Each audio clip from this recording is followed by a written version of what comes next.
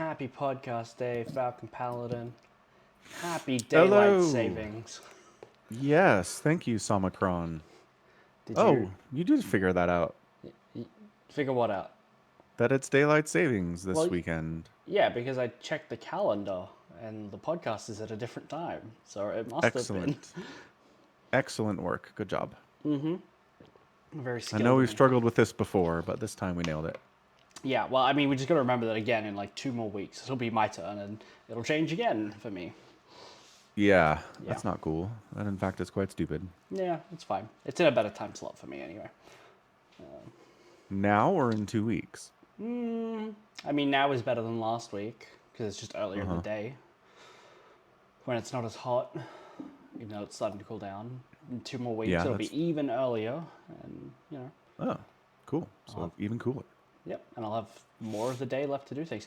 I noticed today that working like early mornings and late nights has changed some of the ways I think, because I put on a load of washing at like 6 o'clock this morning after everyone else was up. So if they wanted to have a shower, I wasn't gonna mess with them in the water. But I kind of forgot about it and just like left it in the washing machine for a few hours. Like I didn't hang it Yeah. out. And I was like, oh, and I had another load to do. I don't have time. It was 9:30 in the morning. I was like, because the day is half over by 9:30. You can't get a load of washing done after 9:30 in the morning.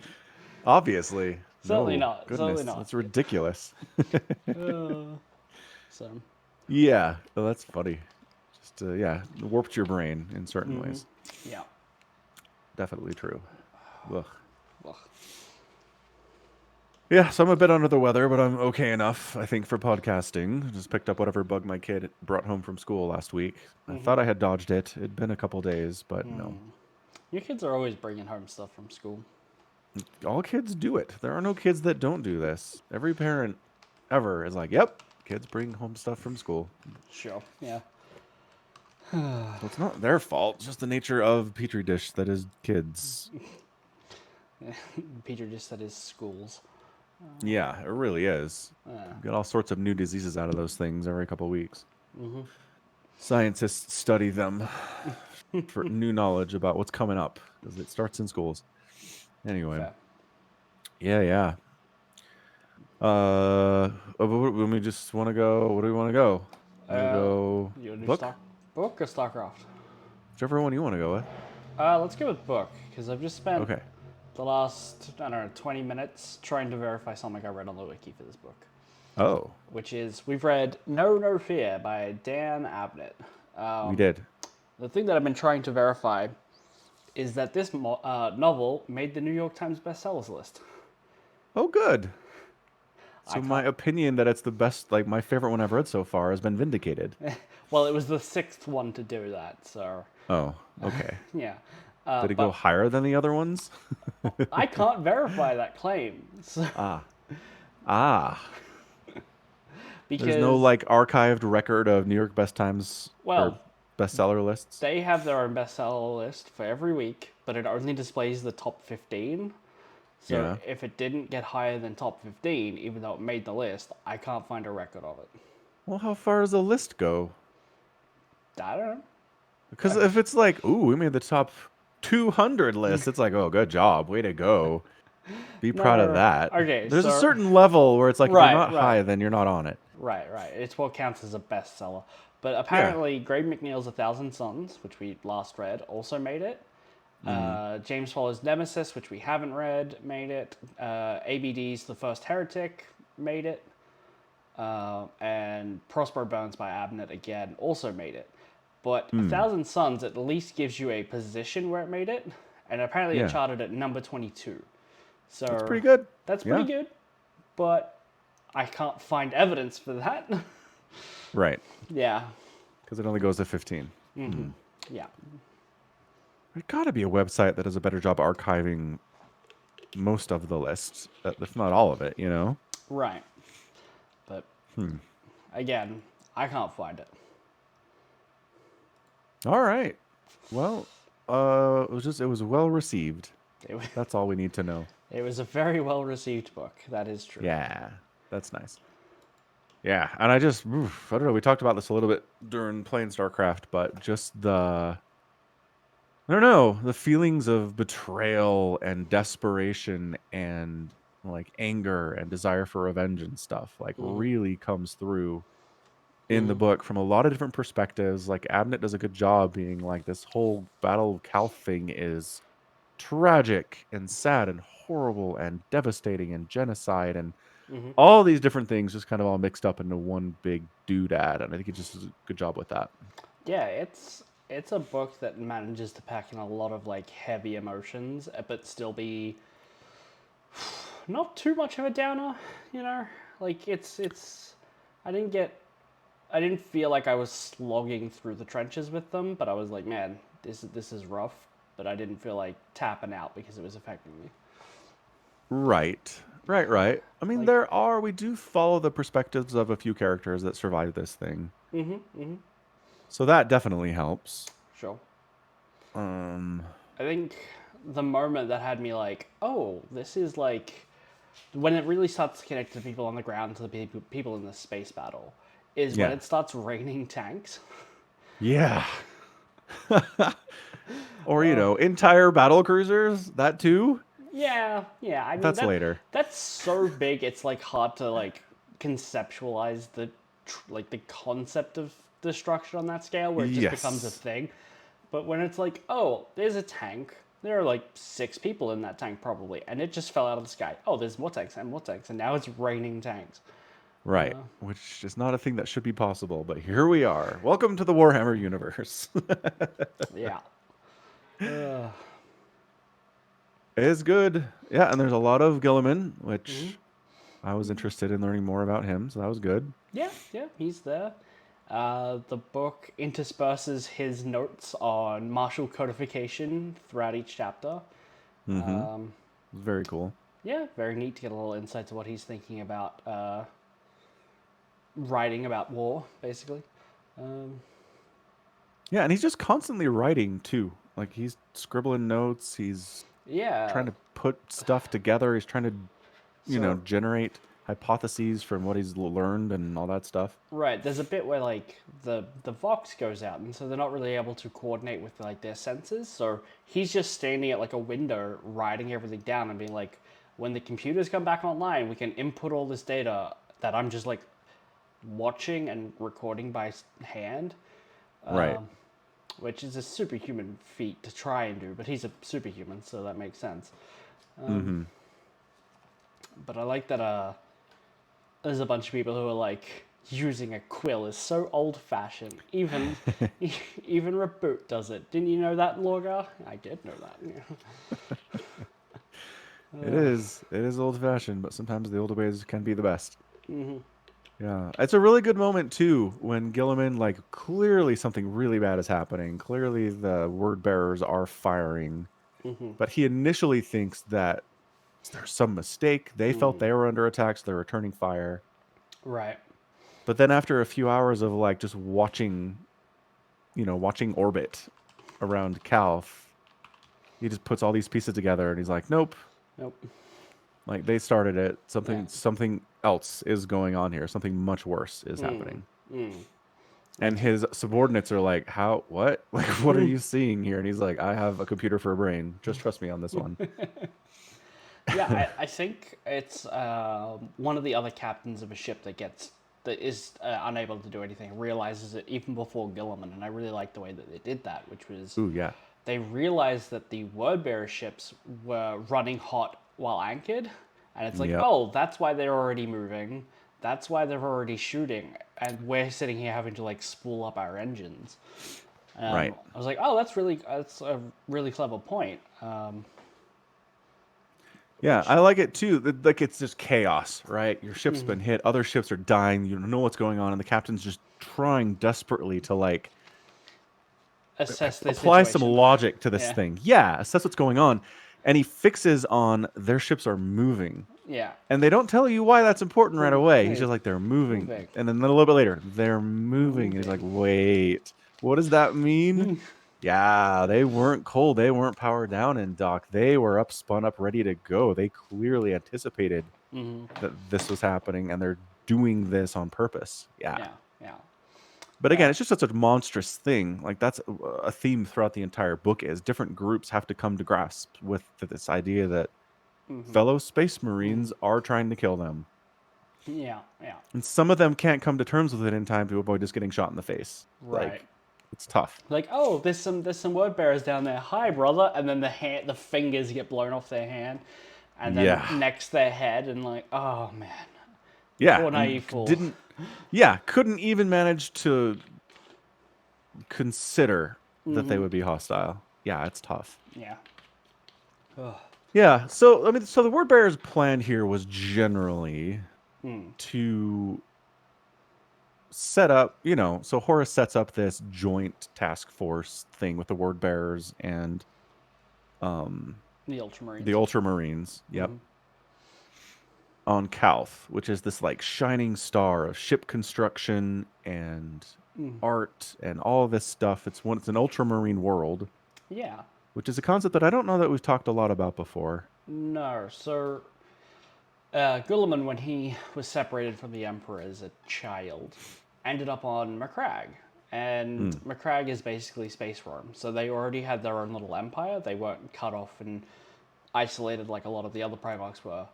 Guilliman basically quickly rose to be like a military leader, and his dad was like one of the two consuls, I think is the term that they use. Like it's basically a dual king system, right? Okay. So one's at war, one's always at home. But eventually his dad, Conor, gets betrayed by the other one in a very et tu brute kind of way. As you do. And Guilliman seizes control of the planet and basically manages to expand this empire to 500 worlds. And then the Emperor comes along and goes, oh, you're doing what I'm doing. And you're my son. This is great. We'll just call this Segmentum Ultima. Right? And so he gets to incorporate the full 500 worlds all in one go. But they are worlds that are like full of culture. And even though they're still Warhammer, so they're still like servitors, and they were Forge worlds, so there's a Mechanicus presence. And, all of these typical grimdark kind of things are just kind of sidelined there. Even through into 40k, there's something called like like Guilliman's Mercy or whatever, and it's where they send all the wounded people to a hospital instead of just killing them, Right. So right. People like, here, what an idea.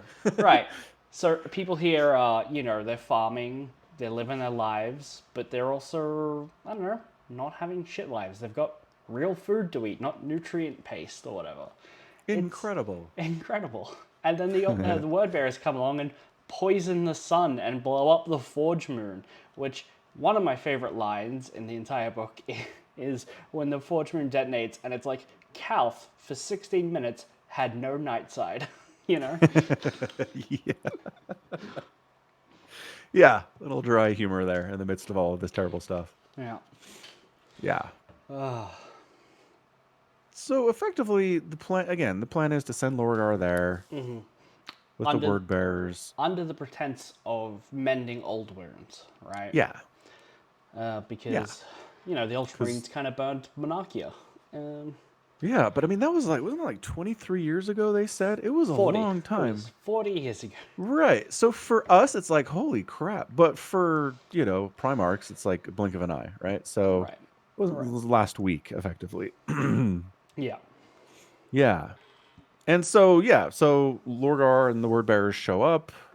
They dock, and then their plan is to hijack and pirate a ship in the system, and then send it to Calth and basically suicide run it into the planet.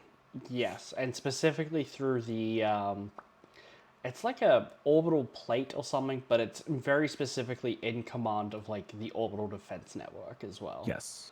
So right, but they didn't want to destroy entirely because they used it later to kill ships that weren't on their side. Right, and then they eventually turn it on the sun as well, poisoning it. Yeah. Which you can just shoot at a sun and do that, I guess. I mean, I don't know what that means. I don't know how that works.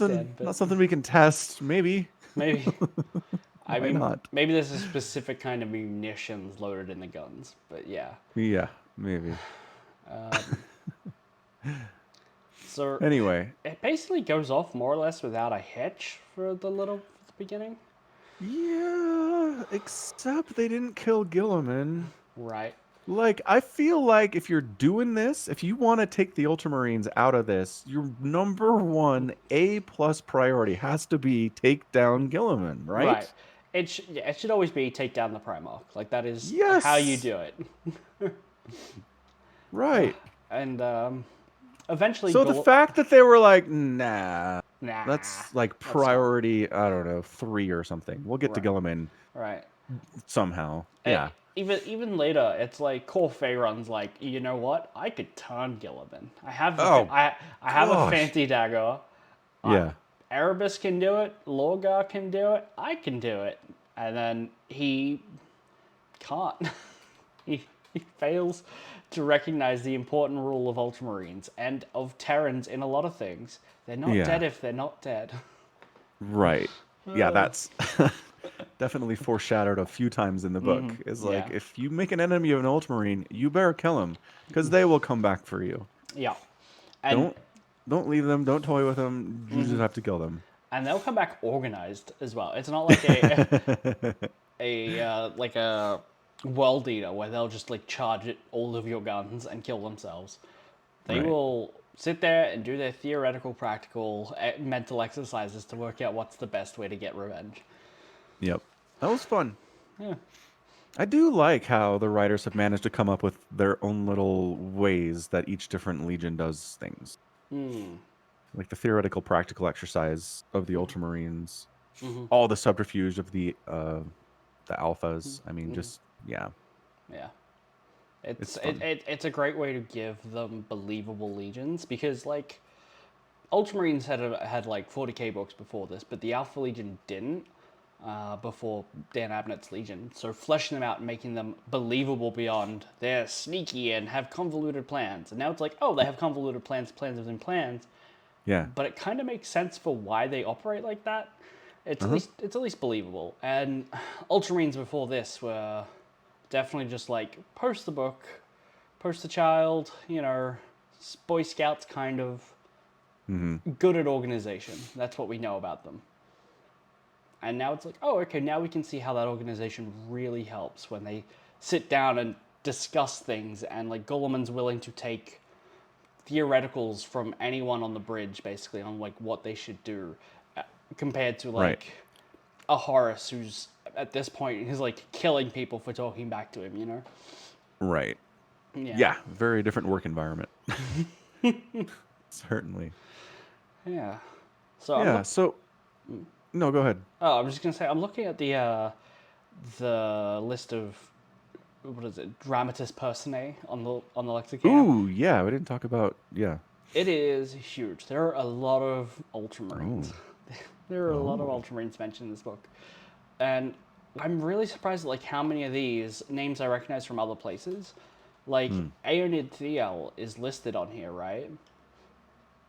You might not remember, but in the Dark Imperium books, when it's at like Gulliman getting his throat cut by Fulgrim, Aeonid Thiel's there with him. He's the he's the captain of the second company of Ultramarines at that point. Like, and so here he is getting a little reference back in the Heresy as well. Yeah, definitely. Yeah. Thousands and thousands of years later. Or before. No. Like 80 years ago. He's when Oh. Gulliman's getting his throat cut and then has to be put in stasis after the Heresy. Oh, okay, But okay. before Which we haven't 40k. done. Yeah. Oh, you've read that a Right, little right. bit because it was mentioned in that book. That's true. True. Yeah. Yeah. What was I gonna say? Yeah. So just effectively, you guys need to kill Gulliman, and their plan is to manifest a demon on the bridge of his ship and have it explode. That will take care of it. We'll infest the whole ship with a ton of demons, and they'll just deal with the Primarch. Problem solved. In theory, if you blow someone into the vacuum of space, that should be a good enough plan, right? There's a regular Astartes in there who survives the explosion. He's fine. That's all I'm saying.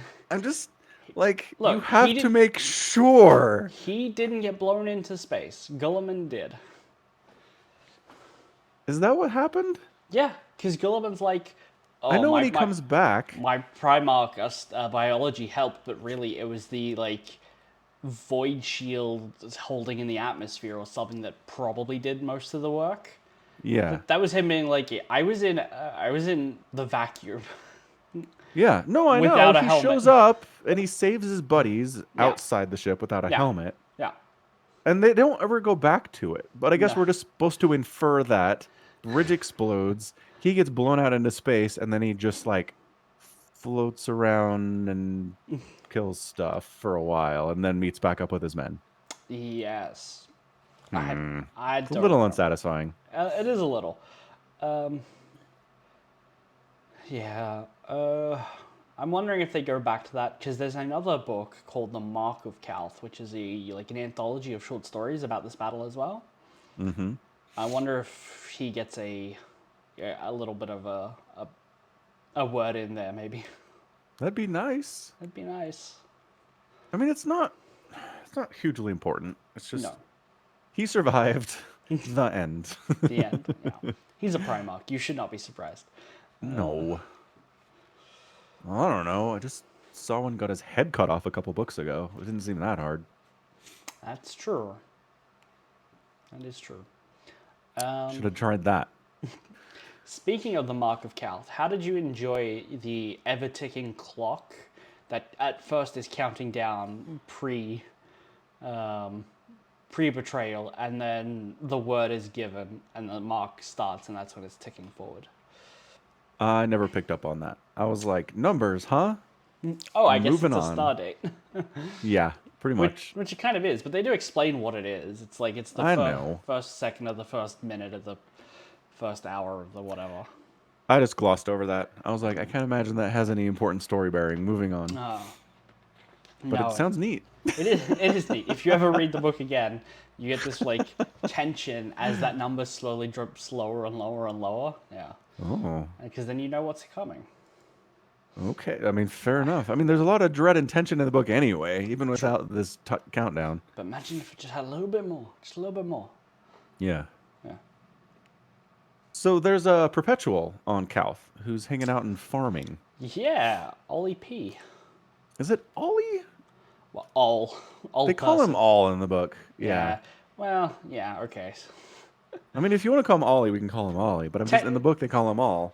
Technically, it's Olanius Sure. person, and who is sometimes related to the myth of Olanius Pius. And there's a little reference, like, even in this, where he's like, he's got a necklace his dead wife gave him, even though it's for a religion he doesn't really believe, and he's like, some people call me pious, and it's like, yes.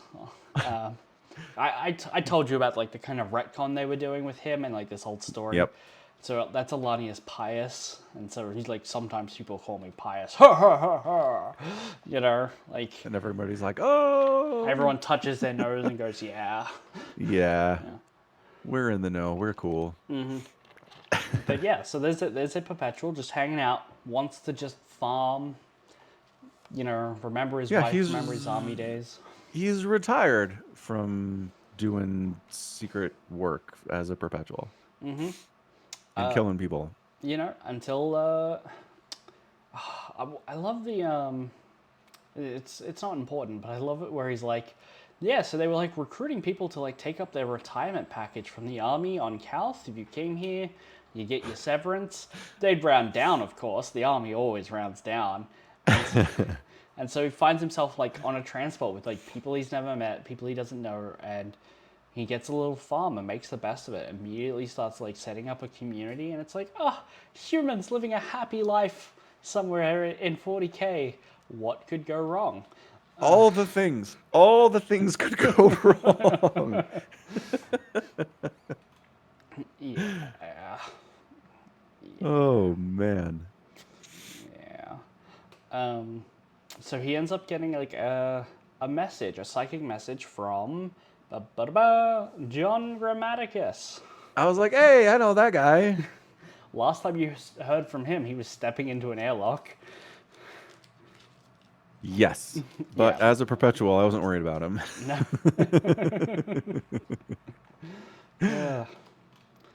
Uh, so yeah, he gets like. So we don't know what's happened with John between books, where it seems like he's not really with the Cabal anymore. He's just like, look, we couldn't stop the war. We don't know if we got enough people to join Horus for like the Cabal's plan to work, right? Yeah. And so he's just like, hey, I'm just gonna reach out to you and be like, you've got to do something. Like you knew him from way back when. You've got to do something. And he's like, I don't want anything to do with that anymore. Never again. Right. And then he gets Shares. some people to a place where he can tear a hole into the warp and escape. He gets an That's what he anathane dagger. does. He does. He gets an anathane dagger, and kind of knows how to use it. It Yep. is. He does have a little like a bit where he's like, "Oh, look at all those cultists who found just like a little bit of warp knowledge, Yeah. not a whole lot, but enough to make a religion out of. And once you get it on you, the warp is really hard to get rid of." Which Yes. it sounds like he knows And how then to get 10 rid of minutes it. later, he cuts open a doorway into the warp. And I'm like, what? Yeah. So apparently that's a thing he can do. Yeah. And seems very comfortable doing. Like he can sense where the barrier is thin, he says, and use it. And it's like, okay. And the poor people, they're like, this is weird and freaky. It's like, where are you taking us? He's like, it's better than here. And it's like, it's a fair point. That's a fair point. Doesn't mean it's good, though. No. I really like Alanius and like what he does moving forward in the books that I've read. Okay, good. Because So I like him here, but he doesn't do anything. he doesn't do anything. He just takes care of people here. He assembles a Yeah. little troop. There's Graf. There's Cat. Who else is there? Is the servitor? Yeah, Graft is the servitor. Yeah. There's Zybes, Cat, and Rain. Rain. Poor Rain. Poor Rain. It never rains, but it pours. Ew. Yeah. Yeah, so I mean, you get to look forward to seeing more of him, I think. Sure, that's nice. But he gets contacted by John Grammatica and says, like, you have to do something. And I'm like, oh, he's going to do something. And he doesn't do anything. He doesn't do like, anything, saving yeah. 5 people is like, way to go, dude. You're a hero. And he is. It's nice we saved 5 people, but, like, Kalth is dead. So many millions of people died. He didn't really do anything in the grand scheme of things. No, but like John again is someone who's seen like the Cabal's acuity and like thinks on long-term scales. John calls him up and is like, "You need to do something." He doesn't mean right now. He means you've got something that you need to do. So don't die on Kalth. Right. So don't die on Kalth. Yeah, fair enough. Now, if I remember correctly, because I finished this book today, they actually talk about just how old Yeah. Oleanus is, and it's like, oh, he was with like Jason and the Argonauts. Like, Yep. There's a specific Jason and the Argonauts and the Golden Fleece mention. yeah, which Yeah.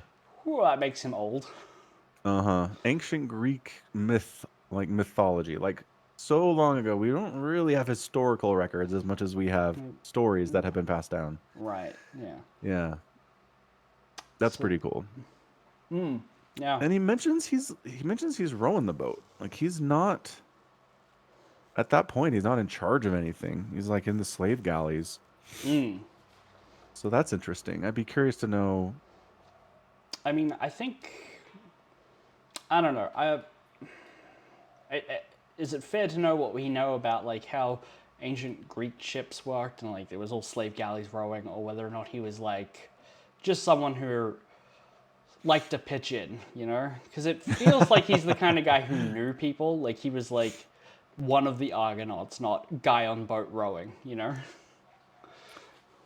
And that's what I thought too. I figured he'd be like in the retinue, you know? He'd be hanging out, Yeah. be best friends with the people in charge. But yeah, I don't know. I'm pretty sure from my understanding of Greek society that if you were down there, if you were doing the rowing, you were not buddies with anybody on top, you know? Yeah, maybe he was I don't such a know. good rower that Yeah. when he got back, they elevated him to best friend.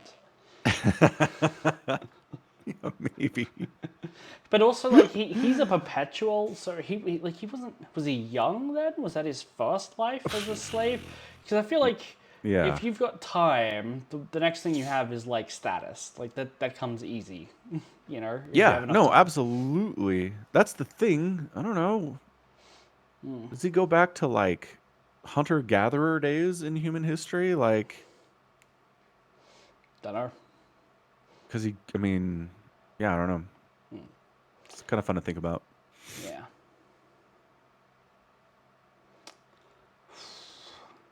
What else? So at the end of the book, basically Gulliman and what's left of a lot of the Legion, which isn't much, which is like what's left of the fleet are like, we need to leave. We need to go back to Macragge. We need to go back to all these other planets. And I want to say it's Gage, Marius Gage, who's like, but we'll be leaving a bunch of people to like fight an endless war underground. And he's like, Right. yeah, but we'll come back for them if they're alive. Yeah, in And years probably. in years, probably. It might take years. But Yeah. so there are more stories for like the war on Calth that's just like underground, and the mark is still going. It's like one of those famous bits of I'm gonna say lore, but I don't mean 40k lore. I mean like Ultramarines lore. That like the mark of Calth is like the first like they start a mark in every engagement, right? That's Yeah. something that Golan says. But the Mark of Calth is the first engagement for Ultramarines versus other Space Marines, and so it's a very important like record of like how combat evolves over time for them, and like the clock is still ticking, and like the Mark of Calth might potentially be always ticking. Like there's such deep catacombs under the planet that they're never really 100% sure they got rid of all of the word bearers. Excuse me. Right. That makes Yeah, sense. Just a rat's nest down there. right. Well, yeah, and the book ends with one of the Astartes like coming up onto the surface, being like, "It's been years underground," Right. and then like a Yes. friendly ship's up there, and he's like, "How's it going, dude?" Yeah. Yeah. So So like, I don't know what to imagine when I'm imagining this underground on Calf. Is it like it's big caves. cities down there? It's Yeah. just interconnecting narrow passageways. You're just shooting down for No. years. Like that sounds like you'd go insane.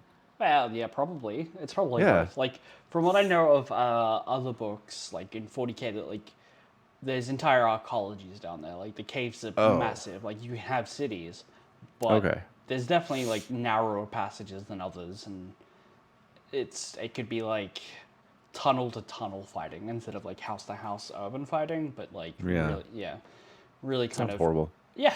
Well, it's meant to. Yeah. Yeah. Yeah. Yeah. Okay. Yeah. And like the second thing that the word bearers were going for is like a warp storm called the Ruin Storm that they call it. Yeah. And Erebus's job.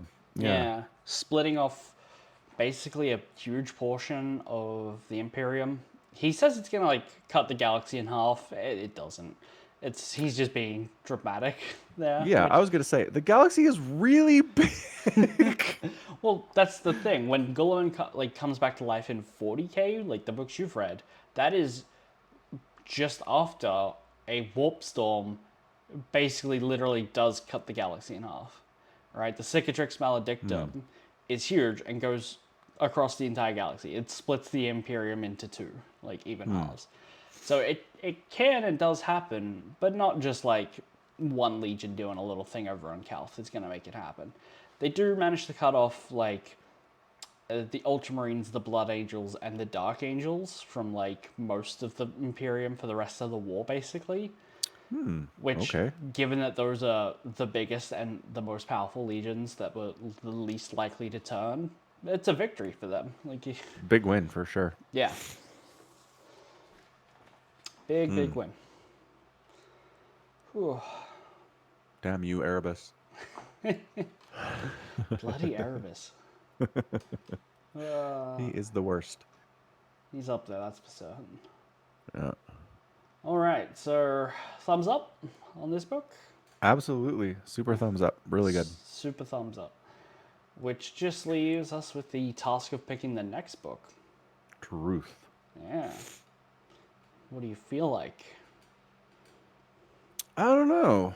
Now that I've met my goal of getting a Gilliman book, I'm kind of like, wherever you want to go. Wherever I want to go. Okay. Well, let me look at this flow chart. We haven't seen the Dark Angels yet, and their first book is their best book, in my opinion. We could go back to Prospero, because Prospero Bones is apparently really good, and I haven't read it. Okay. I kind of want to read Nemesis, though. Okay. It's another one of the books that is apparently on the New York Times bestseller. Nice, nice. Who's the author? James Swallow? All right. James Swallow's Nemesis, yeah. And this one is kind of about assassins. That's kind of it. It's not like I think it's a good book. I really enjoy it, but it's not a like hero two legions at war with each other trying to like understand the horrors of now having to fight their brothers. It's very much like Malkador and Dawn in charge of Terror are sending assassins to kill Horus. Oh, that's exciting. Yeah. Yeah. Yeah, look, it's at the library too. Hooray. Huzzah. Borrow. It was Excellent. like number 10 on the list of books called Nemesis. Again, these titles are not unique. Well, I think the full title is The Horus Heresy Nemesis, Yes, fine. That's true. which narrows it down a little bit. Yeah. The deadly killers of the Officio Assassinorum are gathered to strike the War Master himself, and they have super badass skull helmets on. You guys are hardcore, man. Oh yeah, you're gonna love the assassins. Yeah? Oh yeah, the Eversaws, It's- lovely. Vanus, Calidus, Calexidus, Vindicary, all great assassin clades. Lots Okay. of lots of nice, charming people who love puppies and kittens and giving to charity. Yep. Working at soup kitchens. Yes, that is one of them. I think does work in a soup kitchen. Actually, I mean they're a poisoner, but they work in a soup kitchen. It's good mixed with the bad. Yeah, Yeah. yeah. That's fantastic. Uh, All right. Got it. Nailed it. excellent. We'll do that one. All right. Good. On to StarCraft. StarCraft, GSL or patch notes? It's just. I mean, it's PTR, True. so it is good to talk about what they're thinking about, but I don't know until it's like done. I don't know if I want to spend a ton of time on it, but we can go over it certainly. Sure. I need a So- link. You have it? Oh yeah, I have the link. I'll give you that. But that's not you. That's someone else's chat. Let's not put it there.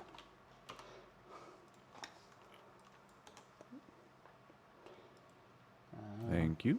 No worries. So I think the most important thing is that they're thinking about putting new maps in 3v3. Yes, they are. That is, without a doubt, highest priority for the Blizzard intern. They didn't do that long ago though. Because remember they added all the new maps and we were like, these are garbage, and we vetoed them. Right, because they added new maps, quote unquote new maps, that were just old maps. We played them, we knew they Well- were bad. No, some of the new ones though were just humongous and like really benefited specifically Lurker or Swarmhost Nidus. Right, I do remember some of those maps. Yeah. There were two new maps, I think. But they Yeah. also just brought in older maps. Like Rosebud is not a new map, but it was new to Right, this right. season. Right. It was brought back. But anyway, actual updates. Worker attack range increased from 0.1 to 0.2. Whoo! I don't know what the point of that is. It helps workers fight stuff better, Yeah. but like it doesn't help in worker fights because they also have an increase. The other they- workers do. It's right. if you're fighting like Zerglings, I guess, Sure. right? It's better. Yeah. I don't know that we needed to help workers fighting zerglings, but whatever, sure. Yeah, so one of the things that they did with like the previous patches was they put in like notes from the balance council about like why this Right. change was implemented. That is not Right. present this No. time. So I think the important update is just like the Widow Mine. The Pretty rest is much. Although, a lot what of are these the Zerg rocks? Zerg rocks. Yes, so I guess they introduced a kind of rock, so like a building emplacement they can put down that'll slowly die over time. So that the idea is that there's a barrier in place like there are rocks, but instead of having to take the time to kill them, they will just slowly disappear on their own. Unless you spread creep onto them. Unless you spread creep. That's so weird. I kind of like it, I guess. It's a neat idea. It's just weird they have an update to a mechanic that hasn't existed yet. Like, Well, it's a mechanic that nobody's used, yeah. wait. So they put this into the tool set for map making, and everyone's like, meh. I think so, yeah. Oh, okay. So they're like, if we change it, you guys will use it in your maps. Maybe. That'd be nice. Yeah. I don't know. It's okay. All right. Yeah, let's go to Widowmine. Okay, the Widow Mine. So, invisibility while reloading now requires drilling claws instead of just an armory. Which is what it used to be. We just flipped on that. Yeah. Splash damage radius reduced from 1.75 to 1.5. So, less splash. Yeah, it's good for your worker line. Yep. Good. It's good for my lings that like to move around in massive clumps. Trivect. Yep. Now gives a attack alert to the enemy when burrowing in range of enemy units. I guess one of those things where like when it was targeting it didn't, and now it does. Right. And increased visibility of the targeting line and targeted unit. So you're able to see which one is being targeted. Make it easier Yeah. to click on and split, I guess, or blink it, or Yeah, certainly. I mean, I don't know. This really feels like a balance for lower level players. I don't know that professionals are really struggling with Widow Mines at this point. I mean, I just watched somebody like Stats get Widow Mines in his mineral line and just perfectly handle it every single time. And it's like, so we don't need to help you necessarily. right. Yeah. But sure, it's good for Diamond. It's I great. won't say no. I think it's good for Diamond, but I also think it doesn't kill them for professionals either. I think it's a really moderate change, you know? Yeah, sure. I mean, we'll see fewer. Oh no, he didn't see it. Right? Right. All of his probes died at his third. Like, that's going to happen much less often now. I think. Which, I don't know. Is that good for the games? Is it going to be much less often? Because it's like, okay, they'll get an alert slightly faster than like all of their probes dying.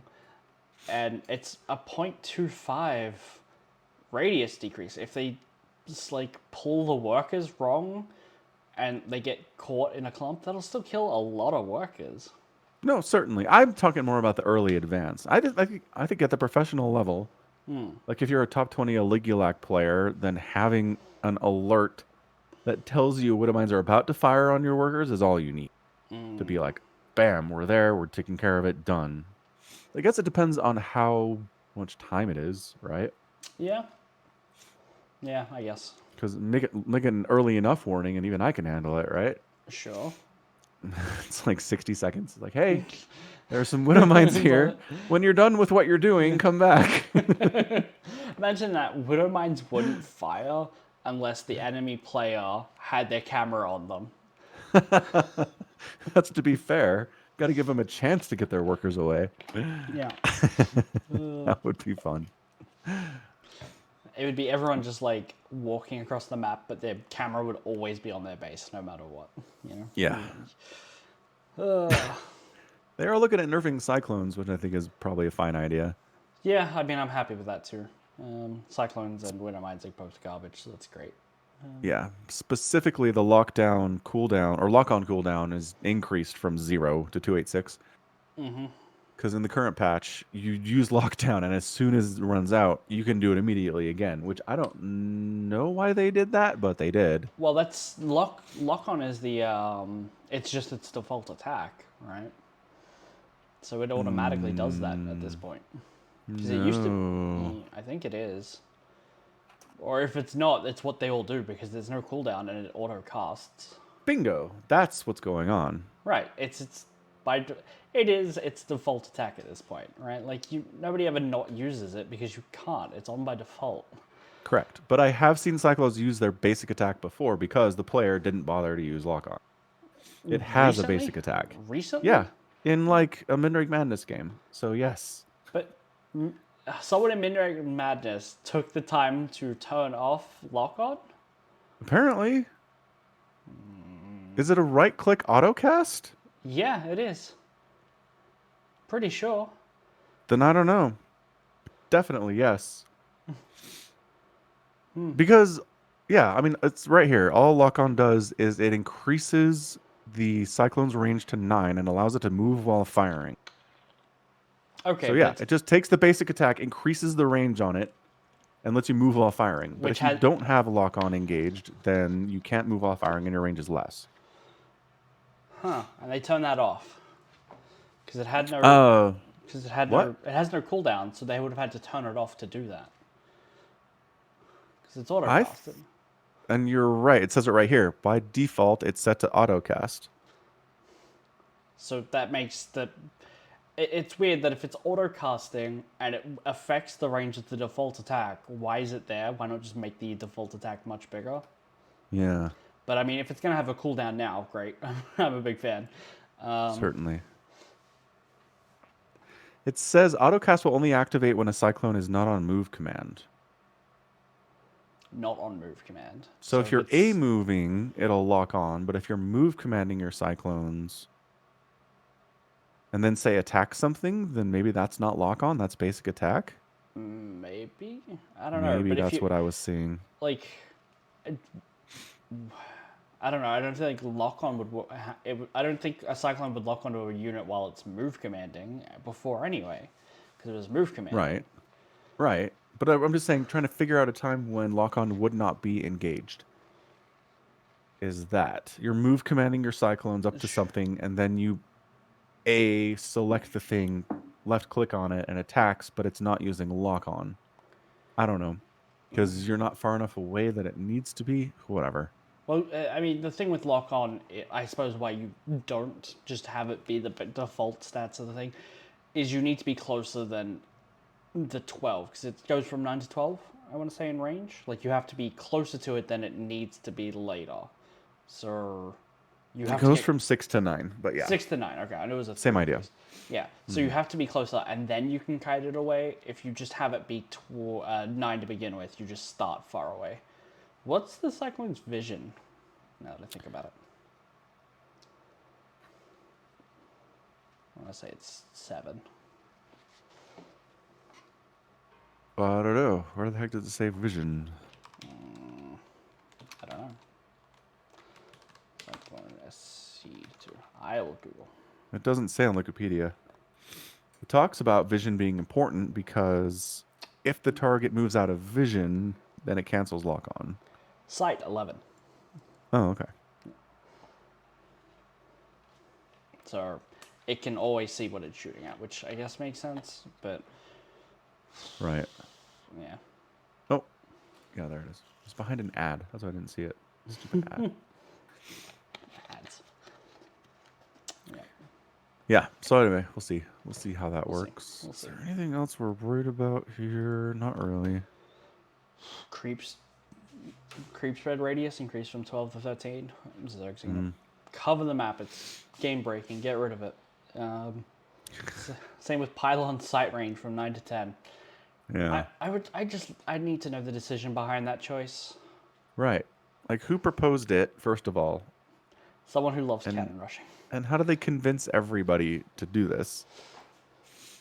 Yeah, I don't know. This whole burrowed infestor coming in from weird angles and fungling down your army in ZT has been really picking up in the meta. Yeah. So the fact that they kind of mess around with burrow is interesting. So like vision range while burrowed is reduced from 10 to 8. So you don't have quite as much vision on where the army is. Unburrow time is increased. So it takes you longer to pop up and get that fungal off. Right. And the burrowed infested are more visible while moving. So they were basically like, but they did increase fungal growth range from 9 to 10. So it's kind of a mixed bag there. Like you can Yeah. hit from further away, but this whole burrow stuff, we're going to nerf it a little bit. Yeah. They don't Yeah, I get can't too tell you much. how many games I saw at GSL and Katowice ZVTs where like the game-ending move was, oh, an infestor burrowed from over here, fungled everything, and then the Zerg army murdered it, and then Terran's just like, GG done. Yeah, more than a couple. Yeah. Yeah. So it makes sense that they're kind of dinking around with it. Makes sense. All right, good. Talk GSL. Sure, yeah. There's, I think, there's been a couple groups. Have we talked about the first group that played, Group A? Maybe. I know we haven't talked about Group B. So Okay. it was only 4 days ago. Right. So Group A was Maru and Shin getting through over Su and DRG. I don't think anyone's surprised there. No, definitely not. I don't think we did talk about it, but yeah, nothing surprising. Yeah. Okay, got the groups up. Took me a second. It took me a second. Yeah. So I did watch this group in particular. So it was Stats Classic, Dark, and Bunny. And yeah, I mean, the big surprise here is Dark losing to both Stats and Classic in his matches. I mean, it was interesting. I mean, look, Stats looks really good. And if it was Stats beating Dark and then Dark beats Classic, I'd be like, okay, Stats is just playing at a level higher than every other Protoss right now. But it's the But the fact fact that Dark went down to both of them is like, what is Dark doing? was he hungover? Right? Maybe. Maybe. And the thing is, it was really nothing that I hadn't seen before from the Protoss. Right? It's not like, oh, it came up with some weird timing attack or some kind of different way to play with this composition. It's just Right. hybrid Sky Toss, Carriers, Void Rays, High Templar, Immortals, Archons. Being patient, being active out on the map, using recall really well. Just kind of wear the Zerg down over a while, kill his bases, take other ones, and eventually he runs out of money and he dies. It's like, okay, this feels doable. Like, I don't know why we haven't seen this before now. Yeah, that are. I don't know. In one of the games I know specifically, I saw that Stats had made one mothership and kept it alive the entire 25-minute game. And I was like, wow, Really? that's amazing. I wish a game where Classic made like 5 motherships because it kept dying. As they And then I looked at the units tab for Dark and I was like, oh, he didn't make a single Viper this game. That'll do it. Yep. So that's how you keep your motherships alive against Zerg, is you hope the Zerg doesn't make any Vipers. Right. I thought that was funny. Why would you not make Vipers? I don't know. So would this you is make why Fireball? I'm... Right, this is why I'm thinking maybe this is a Dark thing unless a PvZ thing. Right. Yeah. Yeah. I'm looking forward to, I'm looking forward to seeing how they go in their next group. Right, but the thing is, there are no Zergs left. There are no Zergs left? Well, the only Zergs they're going to have to face from this point on is going to be Shin or Solar. And, like, they can beat Shin or Solar anyway. This isn't going to say anything about PvZ if they beat these guys. You have to beat the 4 Horsemen, right?